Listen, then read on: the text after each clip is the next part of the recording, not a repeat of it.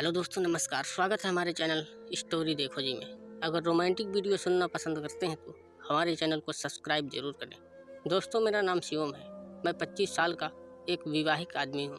मेरी शादी को 3 साल हो चुके हैं। अभी तक हमें कोई बच्चा नहीं है। मेरी पत्नी देखने में बहुत ज़्यादा खूबसूरत है। मैं उससे बहुत प्यार करता हूँ। हम दोनों की शादीशुदा ज़िंदगी में कोई कमी नहीं थी। हम खुशी और मौज मस्ती के साथ अपना जीवन जी रहे थे। लेकिन एक दिन हमारे बीच सब कुछ बदल गया। दरअसल मैं दिल्ली में एक फ्लैट लेकर रहता हूँ, जहाँ मेरी पत्नी के साथ उसका ममेरा भाई भी रहता है। वह दिल्ली में ही एक प्राइवेट कंपनी में जॉब करता है।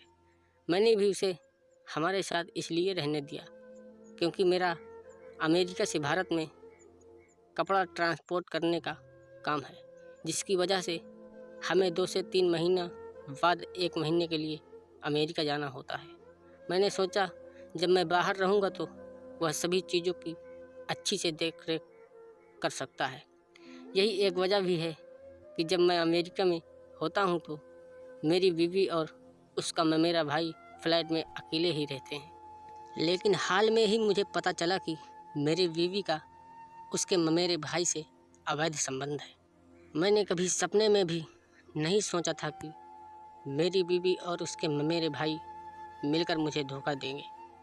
हालांकि इन दोनों के रिश्ते के बारे में एक बार मुझे मेरे फ्लैट में काम करने वाली नौकरानी ने भी बताया था, लेकिन तब मैंने उसकी बातों पर विश्वास नहीं किया। लेकिन एक दिन जब मैं अचानक अमेरिका से अपने घर लौटा तो मैंने उन दोनों को आपत्तिजनक हालत में देख लिया। उन दोनों को साथ देखकर मेरी आंखें फटी रह गईं।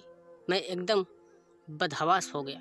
मुझे समझ नहीं आया कि मुझे क्या करना चाहिए। मैं अपनी पत्नी से बहुत प्यार करता हूँ। मैं उसके बिना जी नहीं सकता। मैं उससे अलग नहीं रह सकता हूँ। लेकिन मुझे समझ नहीं आ रहा कि मैं अपनी पत्नी को कैसे माफ़ करूँ। मैंने रिलेशनशिप एक्सपर्ट से पूछा तो वो कहते हैं कि मैं सबसे पहले आपसे पूछना चाहता हूँ, क्या आपकी पत्नी ने यह स्वीकार किया है कि वह अपने कजिन भाई के साथ रिलेशन में है?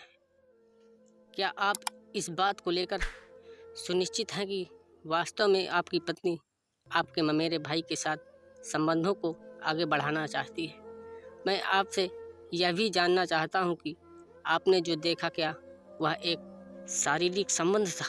ऐसा इसलिए क्योंकि कभी कभार हमारे देखने का नज़रिया भी गलत हो सकता है, जिसकी वजह से भी रिश्तों में दरार बढ़ जाती है। मैं उस दर्द को समझ सकता हूँ जिससे आप गुजर रहे हैं, लेकिन इसके बाद भी मैं यही कहूँगा कि किसी भी निर्णय से पहले चीज़ों को अच्छे से जान लें। मैं इस बात को मानता हूँ, अपने साथी की गलती को माफ़ करना इतना आसान नहीं होता है, लेकिन कभी कभार चीज़ों को पीछे छोड़कर आगे बढ़ जाना ही फ़ायदेमंद होता है। ऐसे में मैं आपको सलाह दूंगा कि आप अपनी पत्नी से इस बारे में खुलकर बात करें। उनसे पूछें कि आपसे और इस रिश्ते से वह क्या चाहती हैं। अगर वह स्वीकार करती हैं कि उन्होंने आपको धोखा दिया है तो उनसे इसका कारण पूछें। वहीं उन्हें बताएं कि ऐसा करके उन्होंने न केवल आपका विश्वास आप पर से खो दिया है, बल्कि इस शादी में पहले जैसा कुछ नहीं रह गया है।